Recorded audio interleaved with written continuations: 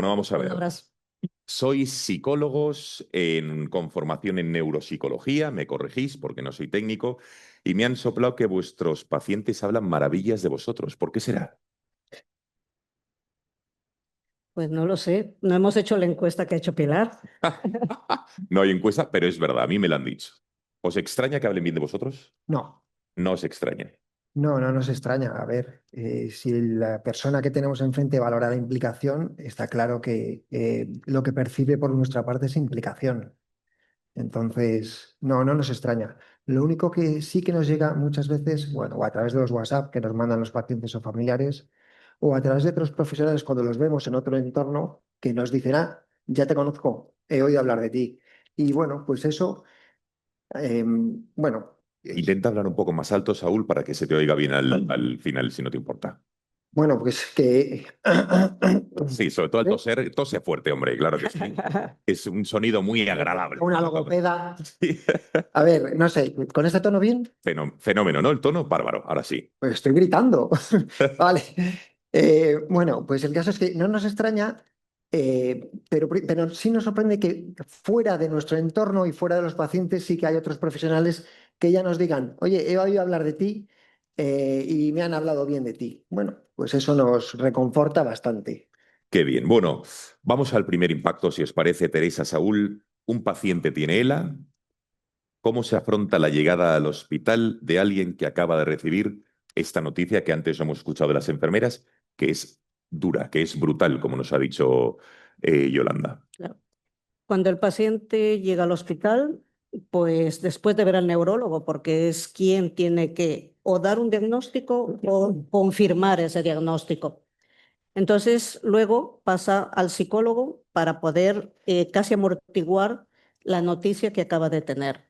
El dar un diagnóstico de ELA es el paso más difícil para un paciente. El paciente el día anterior o la noche anterior esperaba que le dijeran otra cosa, que le dijeran que podía ser un cáncer o algo conocido, pero una ELA no sabe ni siquiera lo que es. Entonces, si ha leído y ha cotillado un poco, pues lo que se encuentra son tres cosas muy brutales que se ponen muchas veces en las redes, que es paciente que morirá por asfixia en una silla de ruedas y estará totalmente impedido.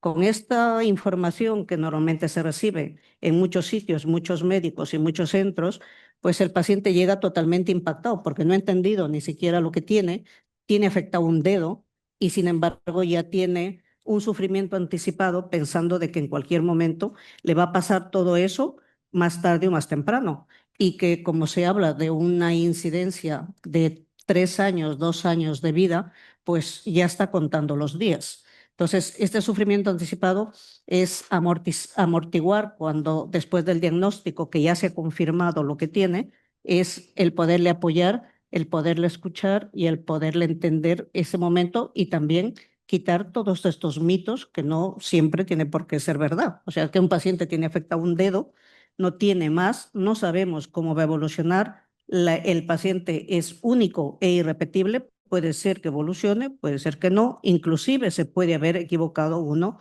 del diagnóstico. Saúl, ¿cuál es tu experiencia de ese primer contacto que has tenido con los pacientes cuando les han recién diagnosticado ELA? Bueno, mi primer contacto es un poco como decía Teresa, es poner al paciente en realidad, en el presente. Es decir, no en esa anticipación que muchos de ellos tienen debido a lo que han leído o lo que les he informado. O en función de qué hospital vengan, muchas veces cómo se les ha dado el diagnóstico. Pues una vez que viene y verbaliza que ese es el diagnóstico que tiene, pues bueno, ya hablamos de la etiqueta que se le ha puesto a los síntomas por los que iba buscando un diagnóstico, pero que tiene que tomar conciencia de cuál es su situación actual y luego empezar a valorar qué recursos. Indudablemente empezar a dar respuesta a todo lo que va a acontecer desde hoy es imposible, pero para cualquiera de nosotros en cualquier circunstancia de vida. Es decir, si a mí ahora me tienen que decir que me agobie por el dineral que debo de hipoteca, joder, no es que no voy a pagar este mes, ni el que viene.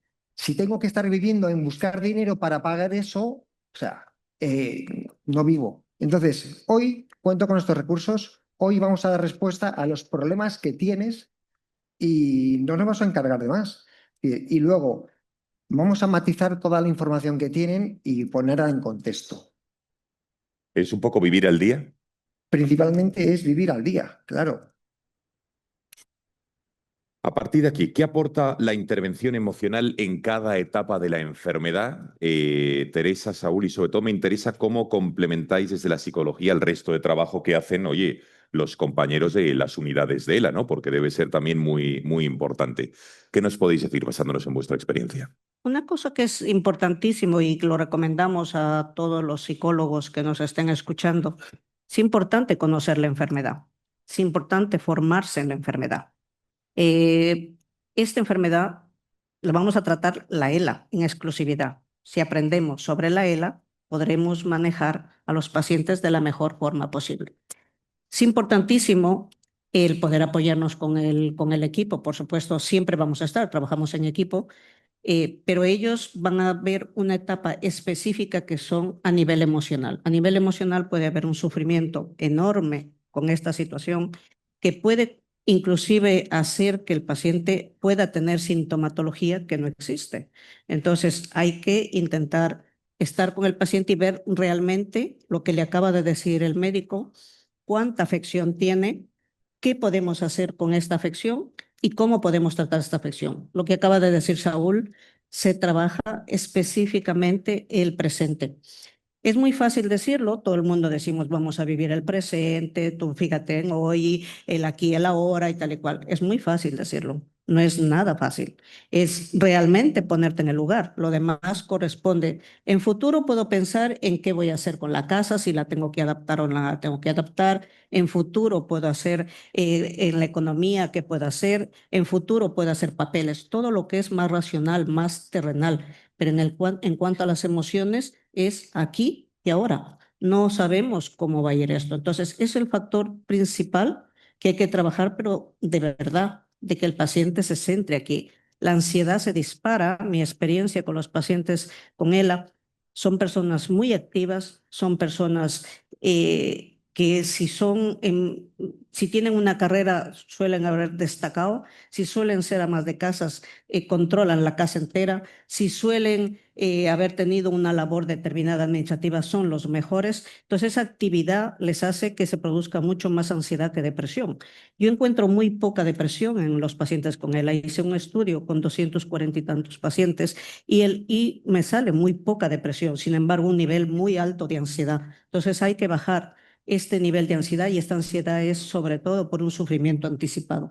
Es uno de los factores principales que hay que trabajar en el aquí y el ahora. Retomando un poco lo que hablaban las compañeras sobre la adaptación. La adaptación es la fase más difícil de llegar. Se dice fácilmente adaptarse, más bien es un resignarse a la situación, pero seguir sufriendo. Los adaptarse llegan muy pocos, a pesar de todo el proceso de la situación de la enfermedad. Entonces, hay que ayudarle en todo ese camino desde el principio, poco a poco, hasta el momento que tenga que ser. Pero se presenta mucho más problemas al inicio de la enfermedad con todo lo que ha leído, con todo lo que sabe, que realmente por la situación real de física que tiene el paciente. Saúl.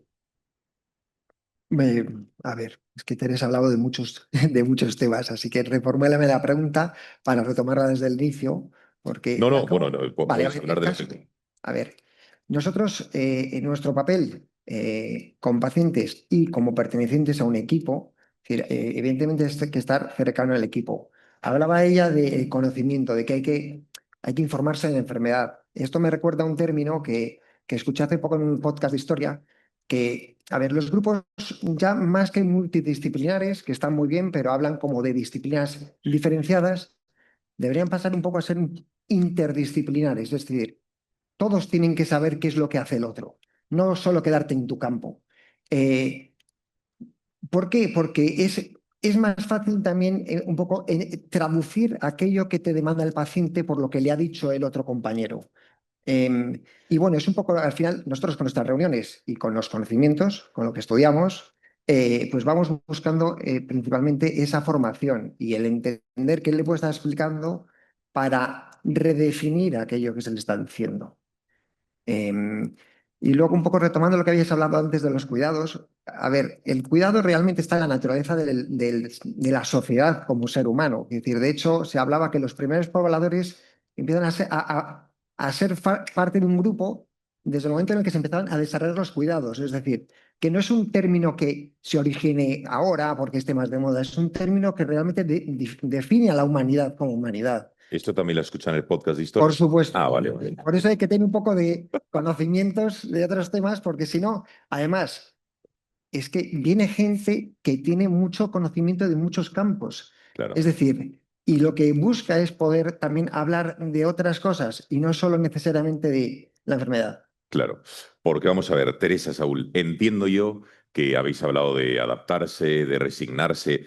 A lo largo de la enfermedad de un paciente, sus emociones, su estado de ánimo no es un encefalograma plano y entiendo que es una montaña rusa, o se consigue de alguna manera que se estabilice esas emociones. ¿Cómo funciona? Es una montaña rusa. Curiosamente, el paciente con ELA va teniendo como diagnósticos sucesivos. Si viene afectado de una mano, cuando pierde la otra es como si le dieran un nuevo diagnóstico. Entonces es una nueva pérdida. Conforme va perdiendo una pierna, es una nueva pérdida y lo va viviendo como pérdidas sucesivas, lo cual es el estado emocional que se presenta no es lineal. Se va sucediendo, inclusive cuando ya hay una fase crónica, puede haber que de repente hay una L escalonada que puede darse un golpe bajo y entonces allí es otro diagnóstico. Es como si fuera, ¿y esto ahora por qué me pasa? ¿Por qué a mí? Entonces, es volver a retomar, volver a ayudar en ese momento determinado. El poder que entienda el que estamos con la misma enfermedad y que sigamos con el proceso. Hay un tema que sí que me interesa muchísimo, que es porque vuestro trabajo de alguna manera llega a toda la familia. ¿Cómo ayudáis a un familiar a entender lo que siente el enfermo? Y ojo, ¿cómo ayudáis al enfermo, al paciente, a entender el esfuerzo y cómo se siente el familiar? Bueno, hay que ponerles en situación, es decir, para que entiendan qué es lo que puede estar viviendo el otro. A ver, tenemos un bagaje de años que hemos contado, como antes decían algunas de nuestras compañeras, con la experiencia de muchos pacientes que nos han ido contando qué es lo que han ido viviendo. Y esa información la tenemos para poder ayudar a que otros entiendan qué puede estar, qué es lo que pueden estar viviendo y qué pueden estar sintiendo. Em, Antes de esto quería decir, por lo que hablábamos antes, es importante que actuemos de forma temprana con el paciente, es decir, que nos conozca, porque la labor preventiva ayuda a que haya problemas que no aparezcan. Los pacientes que empiezan a acudir desde el inicio, evidentemente evolucionan de forma emocional mucho mejor y sus familias que aquellos que rechazan ir a la consulta o que no tienen una consulta, que no tienen atención. Y luego generar confianza con un paciente cuando no le has visto en tu vida, pues la verdad no es fácil, porque es en esas situaciones como, bueno, ¿y este ahora qué me va a contar? Bueno, pasando al otro, cuando tienes muchas experiencias de muchos pacientes y te empiezan a relatar una situación y tú puedes anticipar lo que crees que está viviendo y te dice eso mismo, ya es consciente de que estás implicado y estás entendiendo perfectamente lo que le está pasando y el otro puede entender qué es lo que tiene que hacer. Bueno, sí, y también puede entender qué es lo que está viviendo tanto el familiar, o sea, como el paciente, como toda la red familiar. Decías, Saúl, lo de la atención incluso, oye, preventiva y tal, pero ¿existe el miedo a pedir ayuda psicológica Mucho. por parte de las familias? Si aquí hubiese alguna familia que tiene esas dudas o ese miedo, ¿qué le diríais para romper esa barrera? Yo lo cuento hasta desde mí. Cuando yo estudié psicología, yo no me presté nunca jamás para hacer un test, porque yo no quiero que sepan nada de mí. O sea, si esta idea la tuve yo formándome, ¿cuántos de nosotros queremos ir al psicólogo? ¿Cuántos de nosotros pensamos de que ir al psicólogo es algo muy normalizado? Ahora se ha normalizado un poco más, pero esto considera, ¿tú has ido alguna vez a salud mental? No, no, yo a salud mental no, nunca, es como no estoy loco y tal. Entonces, la psicología hay que tomarlo de una forma que debería ser para todos. Yo cuando empecé, hace casi 30 años que empecé a trabajar con ella, lo primero que hice es hacer psicoterapia yo, porque es importante también estar limpia, porque si no es muy fácil que los profesionales podamos influir en el propio paciente, que se llama un mecanismo de defensa que se llama proyección. Yo proyecto mis propias emociones, veo al otro lado a mi padre y lo que me da pena es como si estuviera tratando a mi padre. Entonces tengo que limpiarme yo de mis propios problemas para poder atender limpiamente a un familiar o a una persona. Entonces los pacientes muchas veces dicen, no, no, el psicólogo no voy porque yo estoy muy bien, estoy muy bien. También les explicamos a a los pacientes y a los familiares que no vamos a hacer psicoterapia. Aquí no venimos a hablar del pasado y cómo fue tu padre y tu niñez y dónde te criaste, tal y cual. No, no, no es nuestro trabajo. Nuestro trabajo es ver qué necesidad tienes, cómo te facilitamos el recurso y cómo te podemos resolver la situación. Si a ti te falta, estás sufriendo porque tienes que cambiarte de casa, porque tienes que adaptar el baño, tal, no tengo dinero, no sé qué, no sé cuánto, eso es un problema añadido. Entonces, primero vamos a revisar hasta el dinero que tienes, te puedes cambiar de casa ahora, quizás no es necesario hacer un cambio de ducha, de plato, de tal. Vamos a preguntar, en este caso mandamos mucho a Adela, porque vamos a ver la ayuda que te puede dar, quizás no hay que quitar la bañera y tal. Es bajar ese nivel de exigencia que tiene el paciente y darle el recurso. Si está sufriendo por un papel, no tengo quien me haga los papeles, no tengo quien me haga las cosas, pues vamos a hablar con la trabajadora social para ver cómo hacemos esto y tal. Primero bajamos esa angustia vital que se tiene por el dinero, por los recursos, por las adaptaciones, por todo, y bajarse, y luego el paciente está más tranquilo y vamos ya directamente al grano, que es trabajar el tema emocional. ¿Qué te está pasando? ¿Cómo llevas la enfermedad? ¿Y a qué le tienes más miedo? Está. ¿A qué se tiene más miedo? Casi siempre a morirse. Aquí, como todos los demás pensamos que no nos vamos a morir nunca, pues estamos tan contentos. Pero aquí la muerte es para todos, pero solo que como no lo pensamos, pues no tenemos nada, pues eso no lo valoramos, mientras que el paciente con ELA está todo el día con eso. Pero eso es cuando ya hemos descargado todo y trabajamos sobre el síntoma. Vale. Última cuestión, Saúl. Brevemente, nos quedan 2 minutos. A menudo el cuidador principal, a menudo no, la mayoría de los casos, se olvida de sí mismo por volcarse, desvivirse por su paciente, ¿no? Un hermano, un hijo, un padre, lo que sea, llegando a saturarse. ¿Qué pautas psicológicas básicas le podemos dar a ese familiar para que entienda que cuidarse a sí mismo es muy importante y es una manera de cuidar al enfermo también? Bueno, a ver, esto se les dice. El tema es que, claro, no hay recetas para todos y hay que valorar el contexto de cada uno. Lo ideal es que tiene que empezar, y por eso es importante la prevención, antes de que uno esté desbordado. Hay que empezar a buscar qué recursos pueden tener a su alcance. Que hablar con los hijos, con los hermanos y con amigos, porque todo el mundo puede participar. Es más, a ver, hay mucho altruismo y mucha gente no sabe, o sea, no saben cuándo intervenir y solo interviene cuando se le invita.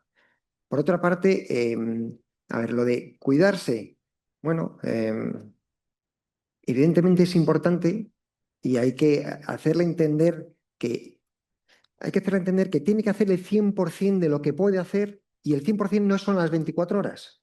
El 100% de lo que no puede hacer, pues son con el tiempo que tiene y los recursos que tiene.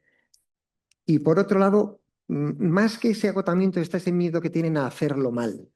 Y ese miedo a hacerlo mal está a ver, es la primera vez que se van a enfrentar a esta situación, y esta situación que va cambiando. Lo lógico es fallar.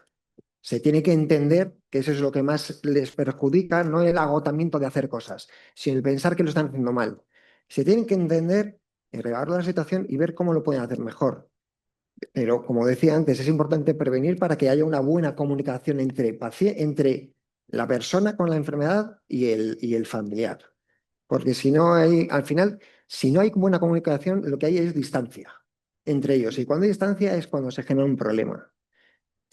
Queda clarísimo. Perdón, una cosa que quiero añadir con respecto a esto es, eh, los cuidadores tienen miedo a hacerlo mal, pero muchas veces cuando están con nosotros individualmente dicen, es que me da ganas de hacerlo mal, es que también quiero equivocarme porque estoy cansado, estoy cansada, es que me pide todo el día, me exige todo el día, quiero todo el día. no puedo más, me da ganas de mandarlo a la porra, que ya no aguanto más. Entonces, también tiene necesidad de descargarse, porque él no es de acero. Es más fácil trabajar con un cuidador externo, un cuidador contratado, que con un cuidador que es un familiar. Hay un tema emocional que está repercutiendo, y no sabemos cómo fue la relación antes. Quizás la relación ya venía estropeadita y con la enfermedad se ha empeorado un poquito más. Entonces dan ganas de, a veces se les ve a los familiares intentando, si lo pudiera ahorcar, mejor, ¿no? Entonces, pero no puedo. Ay, qué sentimiento de culpa. Ay,